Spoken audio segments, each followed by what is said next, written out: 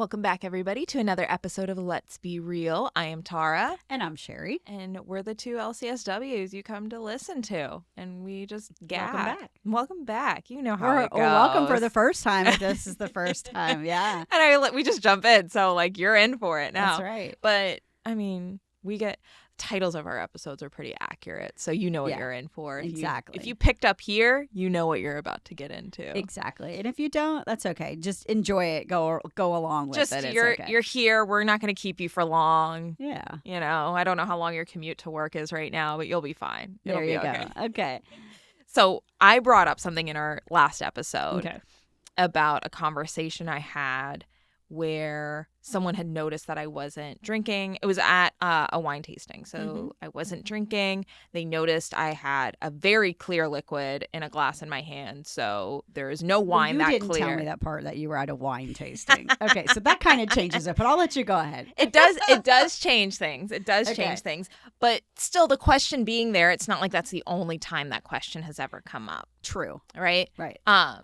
And the context of this was I wasn't drinking at the time because I was really trying to focus on recovery after surgery. Okay. It was not the cleared, my doctor didn't specifically say don't drink alcohol, except for obviously if I'm on pain medication, don't drink alcohol if you're on pain medication. Hello. Jeez. Right. It's on the bottle. It's okay. Read your instructions. Listen to your pharmacist. Listen to your doctors.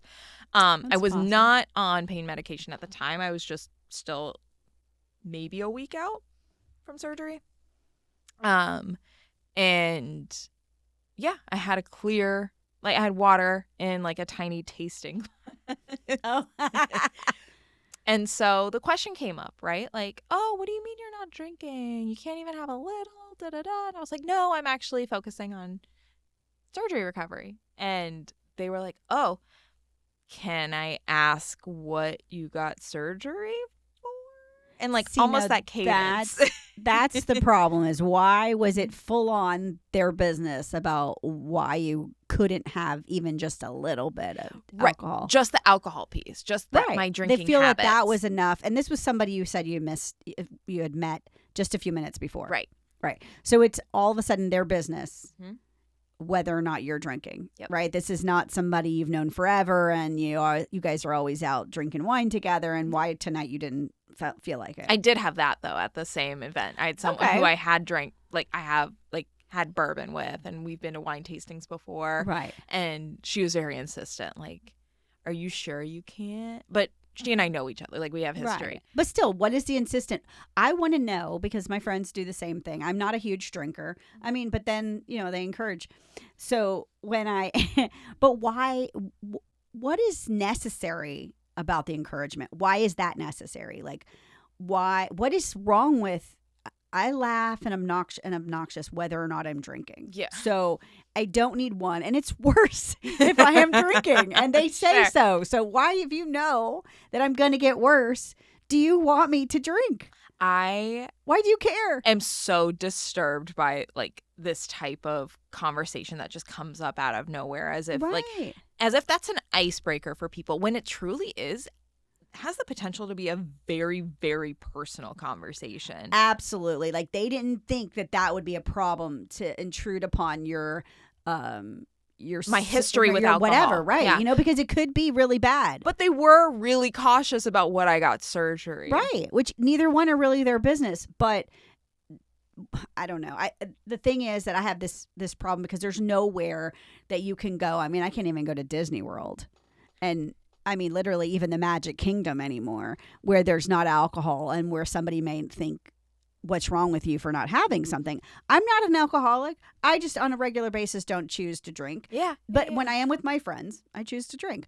But not a lot. But even then, the thing is, what's wrong with you that you can't have another? What's wrong with you that, you didn't like that drink and you didn't finish it? So if I want to waste $15 on a drink, it's a waste, though. That's a terrible waste if I do that on a drink, right? But if I do that on my food, you just didn't like your food. Mm-hmm. Why is that? What is it that our obsession with alcohol? I think some of it depends on the person, right? Okay. So some people are, I said I was at a wine tasting, which you're correct. That changes. That does change it. That changes the the motive. Right, because it seems there. yes. That's your purpose in being there. Okay. Right. And that is what they serve there. They serve either wine or water. There is no Okay, so you chose the water. I did. I get it, but okay. But most people don't show up there to drink water. Right? Agreed, right? If you're going to go to a wine tasting, it's for the purpose of tasting wine. So there is an intention there. Now, I've worked with clients who are negotiating their own relationship with alcohol. I like the way that's said. Okay. Thank you. And we're actually statistically in a period where fewer and fewer young people are drinking alcohol. Right. Because there are more people. Let's be quite honest about the reasons, too. There are more people who are on psychoactive medication that does not interact with alcohol. True. And there are more people that would rather smoke weed. True. So we have a double-edged sword here, right? Or we have two different things going on at the same time. And now I wanted to add the third reason that people, I think, want to believe is the bigger reason is that alcohol sucks. It fucks everything. Relationships, the next day, everything. Your body. If you drink like a nominal amount of alcohol on a regular basis, it wreaks havoc on your body long term. It's true. And there are very few measures to actually see how bad it's treating your body. Right. So, shit. Well, because the thing is that when I drink, I only will drink something that's sweet, right? Okay. Or I want to not really taste my alcohol, right? Okay. So, which is funny because I don't go out and drink juice by itself on a regular basis, right? I wouldn't. I mean, sometimes maybe I do like a good mocktail if I'm out to dinner or whatever, but I probably wouldn't even finish that, right? Because it's a lot of sugar. It's just right, and so why do I put myself through that? Because it's all about the social bias, right? Yep. Or peer pressure. Like, what's wrong with you that you don't want to drink? Which was the first impression that person had was, so that person didn't know you, but more than likely, let's be honest, more than likely, if you were a person who was sober for a reason that you needed to be sober because of an addiction, you probably wouldn't be. Well, maybe not. I mean, they just assume you wouldn't be there. So what else is wrong with you? Right. But why couldn't I go with my friend to a wine tasting and her be tasting wine and I'm just hanging with her and I'm having water? Yeah. Does that, because I don't want to drink if I'm an addict, right? Then it's just setting up so many judgments. Exactly. Off the bat. Right. And then, but that's the thing. Okay. So, but then that gets into a lot of other things because I've been on, like in the past, a while ago, I was on a dating app and I met somebody who wrote something on their thing about, it just said sober. And I was like, okay, no problem. I don't have a problem with that. I know what that means. And so then I was talking to them and I could hear a glass with ice when he was drinking. And I was like, he's not drinking water out of a glass with ice. I know he's drinking. He's got to be drinking alcohol. I just assumed. Okay. But that's my therapist in tune with the whole idea this guy's a drunk. I'm glad you got to call that out yourself. Yes, I called that out. In tune meaning I was a judgmental bitch, okay? Because I was wondering, oh my God, okay, so tell me again about this word sober, and are you drinking water out of that glass of ice I hear? Because it sounded like big ice. It didn't sound like crushed ice in a, with his juice. It sounded like... and a splash of club soda. Yeah, right. It wasn't. It was definitely a big piece of ice moving in a cup. Like a brandy or like an old fashioned or something like that. Right. Okay. So then I come to find out the guy's in recovery, but he has fallen off the wagon, and I'm like, oh, okay, not really where I want to be. Right.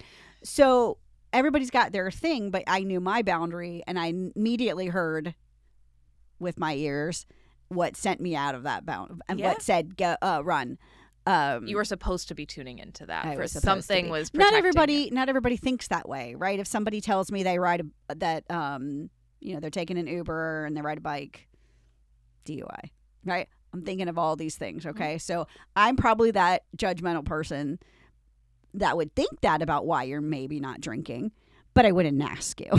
Well, that's a very different way of moving about and navigating the situation. I'm not going to ask you. I'm just going to be like, oh, okay. Like, okay, whatever. I see the other signs, so I get it, right? And okay, so that's fine. If you don't want to, I have no problem with somebody. I don't go to dinner and assume I have to have a beverage other than water or soda or tea or whatever. Exactly. And there are so many reasons that people choose not to drink. Yeah. So many reasons. Right. Like my parents don't drink. And for whatever reason, they're not drunks. They just never drink. Yeah. And my grandfather, apparently, which in my time of knowing him, he was not. Mm-hmm. But from family members have told me that he had an alcohol problem. And so that's why my dad chose not to. And my mother just doesn't. So that's just a choice. But also, are you bargaining for me to start telling you about my mommy and my daddy issues when you're asking me why I'm not But drinking? you are actually, because now they want to know, so are you in recovery? Well, that's what I'm saying. Where do you work? Are you really prepared? What are you doing? Yeah. For the consequences of asking me why I'm not drinking? I think they think and I'm talking they about are. for any. They think they are. That's exactly what I'm getting at. Yeah. And I'm like, oh my gosh, I'm actually really glad you asked. And yeah, I've been looking for a therapist. Yeah. I'm actually like on day 2 of sobriety. This is really hard for me. And then you find out you're at a wine bar and you're like, oh God, this is not where I want to be having this conversation with somebody. That's where Sheri and I need to be having this conversation with somebody. Yeah, but I'm like, I didn't come here for that. I'm talking about the letters after our name, not necessarily us as individuals. Very so true. I completely relate to your frustration with like how comfortable we are with asking these questions as if we're not judgmental, as if we're prepared to answer and respond and be thoughtful. And really, we're just being judgmental assholes most of the time. Right. But there's so many valid reasons. There's recovery, right? And there's recovery from things that aren't alcohol, that for some people, their sobriety or being clean removes alcohol from that panel for them. Mm-hmm. Which that's a lot of people experiencing recovery. We also live in Florida, which is South Florida, Palm Beach County, Florida, not Delray, luckily, because otherwise we would be in the epicenter. I believe of recovery. Yeah, exactly. Well, that's where I was the other night, and seeing the amount of drinking going on, and if I wasn't, like, people look at you like a certain kind of way. Like, even when you order a drink, and I just get, like, I do love a fojito, right? I love mojitos, but I love the mojitos that don't have any alcohol too, because it's very refreshing, right? And usually when you ask for those, they kind of look at you weird. But more and more now, they're not. Like, mocktails are on the a big menu. hit. They're on the menu. A lot of people, so I think that's great, right? That they're bringing that up, right? And I don't need a mocktail that has hemp in it or CBD or cannabis. Okay, if I'm gonna have a mocktail, that means it should have nothing in it. As far as I'm concerned, I'm just gonna tell you, Sheri, you should try it. Well, it won't work well for the rest of my evening. I'll peer pressure you on that one. Just get the stuff when you have it at home. See how it goes for you. Oh no, it's not a good scene. Okay, never mind. I already know that. So you've already tried it. I don't want to. Been there. It's not pretty. Yeah. Heard. Yeah. A woman who knows her boundaries. I surely know my boundaries in that sense. Yes. So I wanted to bring this up earlier because it's frustrating for me. Like I was saying earlier, I've worked with a lot of clients who are figuring out their relationship with alcohol, and what that also translates to is reducing their alcohol intake. Right. Which can be a really hard thing to do when you don't have a quote unquote problem. Agreed, right? And then, but a lot of people have a problem and don't realize they have a problem. I'm talking about a DSM problem. Correct. Like a diagnosable problem. Right. These folks don't fall into that. They're not one and I can't stop. They're not I need to keep like this level of alcohol in my system or else. They're not at a dependency level. They're not at chemical dependency. What I like to talk about a lot is psychological dependency. Absolutely. The association of things with alcohol and the fear of removing some of the good time vibes or the positive memories and emotions associated with things. How do I go to this bar? How do I see this friend without a drink in my hand? Right, because that's where we get that same question. What's wrong with you? Yep. Why aren't you drinking? Everything okay? It's either are you pregnant or there's something wrong with you. Yep. Right? Or your family history or whatever. Right. There's some reason. Open up. Right. And that I have a lot of young adults coming out of college that had the same issue, right? They did all their partying in college, and now they have a real job, and they want to be able to go out with friends, but they don't know how to stop that cycle of binge drinking. And it's not just because it's not acceptable to just have one For some reason, it doesn't make like they get on you. Even my adult friends, I'm 49 years old, and they still say that to me. You know, like, oh, you're not going to have another one? Why? Why does it matter to you? If I had iced tea, are you going to ask me why I'm not having another iced tea or soda? Like it doesn't, or water. I'm not sure why it affects people that much. That's why. And then, so my friends, I mean, my clients that are, they're feeling the same way with their friends of why is it like, they're going to look at me like there's something wrong with me. Right. Or I'm just going to try to have one. Okay, so how did that work out for you? On multiple occasions, it's not working out and ending up in massive fights with their boyfriends afterward because for whatever reason, because they couldn't stop at just one or two. They went to 5 or 6. Yep. I specific to that point, right? Of multiple occasions, I tried to have one because I didn't recognize that I had a problem. I just wanted to reduce my intake. Right. Great. Exactly what a lot of people I work with are navigating and exploring and negotiating within themselves. Right. Are you familiar with Bam Margera? Mm-mm. So he is, or was, I'm not sure about his current career. Professional skateboarder. Okay. Had quite a bit of success through MTV. He was a Jackass castmate. Okay. So he's lived like the rock star lifestyle, right? Like that X Games rock star, like they are all one and the same in like the mid 2000s, right? And he did an interview recently on a podcast and he spoke to his sobriety. Okay. And he's currently on his longest sobriety stint. And that was, poor thing. I was listening to his experience down here because he was in the shuffle of rehabs down here because he has money, he has insurance, and you will be brokered to the highest bidder down here. And it's a damn shame, honest. I know we had a whole episode on this in the past, but it's a damn shame. This was a recent interview that came out, so I really want to touch on it again. And if there's a way for me to credit the podcast, I absolutely will. It was Bunny Jelly Roll's wife. She does really interesting interviews with people who have very interesting life stories. I think she's hysterical. She's a light. I absolutely adore her. So she interviewed Bam and his girlfriend, and he was talking about how he was like, and he's a strong-willed person. You can hear it in his he stands in power in his word. Like he definitely has conviction. Right. So he was set on, I can have a glass of wine with a nice Italian dinner. Sure. He could not. And it was several attempts of him discovering that wasn't going to be possible for him. Right. And figuring out how to work around that. And that is still something because I don't think he's reached a year in his sobriety at this point, depending on when they recorded that episode.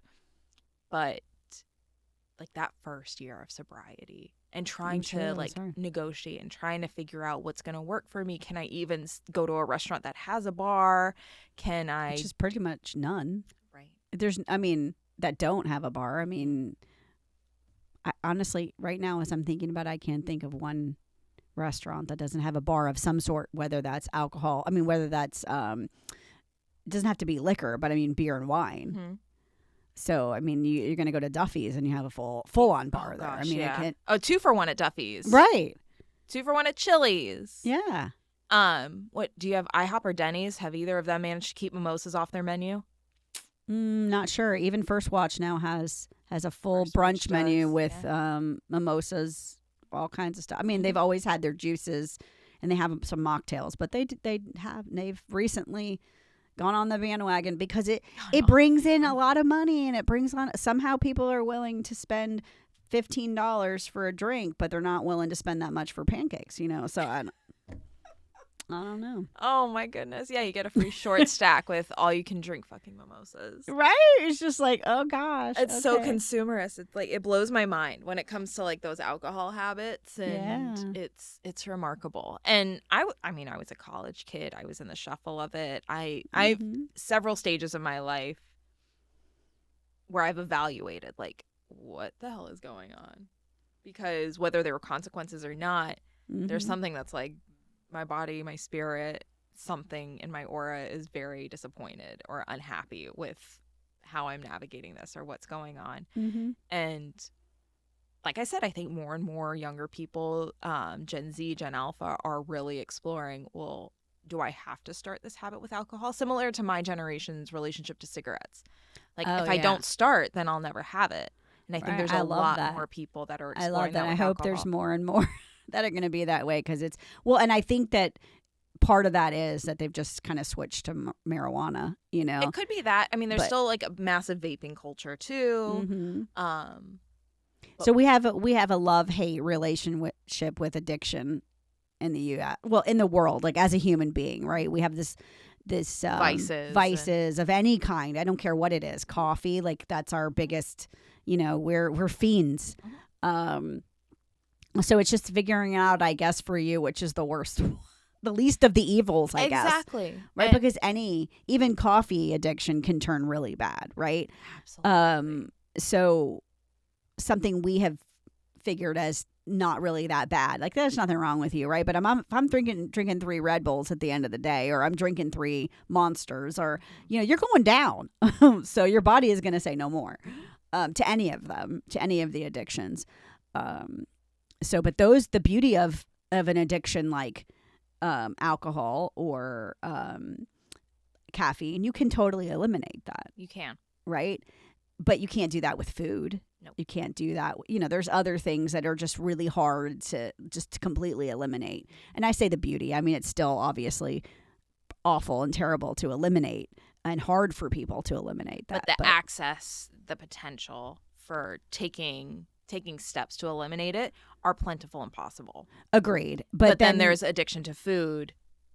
The options to eliminate that don't exist. Right. I can't just stop eating. No. Right.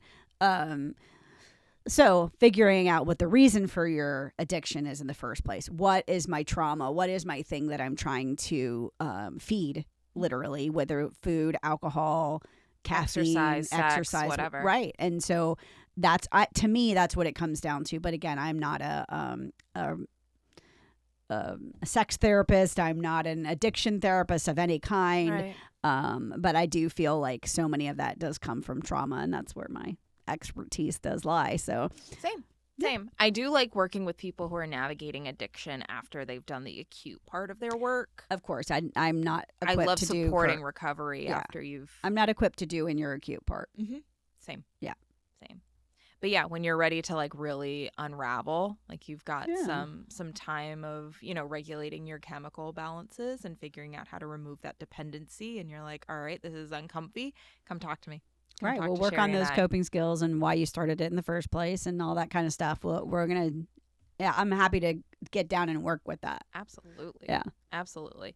So stop asking people why they don't drink. Yeah, dude, get over it. It's none of your business. Or replace it with something like, you know, have you tried smoking more weed? I'm just kidding. I'm just kidding. That'll be my next conversation on another And one. I'm not even a burnout, but it's a funny reframe. And you might have, I mean, that might be a better icebreaker than like, why are you at a wine bar and you're not drinking wine? Which to some degree is your business. I feel like I don't like wine and I like the people who invited me. Exactly. That could be the reason. Yeah. I used to be a wine bartender, so obviously I have an appreciation for wine. But I am exploring. I taught you the phrase sober curious. Yes. I'm very much in my sober curious phase where if I'm going to have a drink, it needs to make sense to me as to why I would spend that money when I could get a mocktail, or I could get a soda, or I could just stick with water. Agreed. What am I looking to get out of this experience? Right. Now, if we're talking about like a wine tasting paired with food, I might be really curious about that. Right. And that's, again, those are going to be small quantities, and the whole purpose is to taste those things add up. I want to agree with you, but those things, man, true. They'll knock you out. I've done some beer tastings and been done by the end of the day quickly, but which I do not like beer. But anyway, the idea is, you know, quantity, right? Like, you don't need to get to that level, but if you have one and you know you can't stop at 10, or, you know, then we know you should not be having one. Exactly. One of my favorite principles for someone who doesn't have like the DSM diagnostic which criteria. Which is honestly most people. Correct. That even have, you know, that have a genuine alcoholism does not have to follow the DSM criteria, right? Most people are not the ones that have the shakes when they don't drink, or that you're going to be needing to go to detox because you're going to have a seizure. That is not the only way that you can be an alcoholic. Exactly. So in terms of, I forgot where I was going with that. I'm sorry. No, that's okay. That probably means that I should wrap, which I will. If I have more thoughts, I'll just post it on our TikTok, I guess. I don't know. That's a good one. I like but it. Yeah, no, just stop being curious about things that have the potential to be right. And let people, if they don't want to have a drink, let them not have a drink. If they didn't finish their full drink, that's on them. Right. So just no forcing of stuff like that. Yeah. Right. It's okay if you guys enjoy that together, but it's a whole different thing to push it or be irritated with somebody. Why do you want to be drunk? You both want to be drunk. That's the thing. Yeah. You can't handle having one not. That's another problem. It is. I remember what I was going to say too. Okay, go ahead. Because this is similar to eating disorder treatment. Yes. One of my favorite principles in eating disorder treatment when we're dealing with someone who overeats or binges or has what may be known as like unsafe foods, their danger foods, is the idea that it's always there. So if you want to have some today and you know that you have the option to choose yes or no, whether that's in this moment or in a future moment, can sometimes help you decide if you're going to start with that item or not. So I think that can be a really helpful principle with alcohol too. Right. Am I at a special occasion where I don't have access to this alcohol ever again? Fairly unlikely that would be true. But if it's that truly special of occasion, like you're at a wedding and they have like the bride's cocktail and the groom's cocktail, and you really want to commemorate it with one or both of those cocktails, being really mindful and tuning into like, this is the reason I'm going to go get my little bride's cocktail and go find the bride. I'm going to cheers with her. Like, that's adorable. That's sweet. That's a memory. Right. If you know that that's something in your wheelhouse that you can handle, great.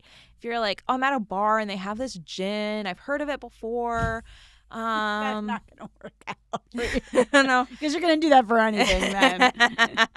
There's probably so many you never heard of. But what I'm speaking, but yes. Exactly to that point where I'm like, oh, but it's anywhere. And you're like, okay, so you don't have to start now to keep going. Right, exactly. You can make that choice like, maybe if I still want it the next time I'm at this bar, or if I still want it the next time I'm at like my preferred restaurant and they have it, then, that's when procrastination comes in handy, right? This is when we love our procrastination. Yeah, I will do that later. That's the whole idea, though, for addiction is to be able to say delay, right? A delay is a good thing, right? Delay is a good thing. I'm just going to focus on this one moment here, right? Mm-hmm. Do the next right thing. Because, the idea of never doing something again is impossible to complete.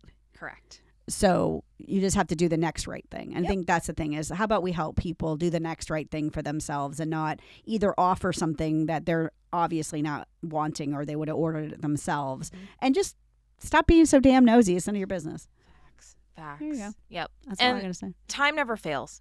Time will pass. You're going to get to the next point. It's not about never. It's just about to the next moment, to the next day, to the next whatever you need. Right. So for those of y'all exploring sobriety, whether on a clinical level or just like me for my own personal benefit and hopefully medical benefit, one day at a time. Just take it easy. Be nice to yourself. Yes. Heard me. Be nice to yourself. Or Tara will be rude to you. I will fill that void. No, I'm just kidding. But be nice to yourself. What's your other option? Doesn't sound nice. It sounds gross. Don't do that. Well, yeah, I think we drove that one home pretty well. Yeah, pretty much driven instead. Yeah. Okay. Be nice to other people and be nice to yourself, and don't ask invasive questions. Until you're invited to, and I tell you about my surgery because I want to tell you about my surgery. Right. There you go. Yeah. Or personal lives, all that good stuff.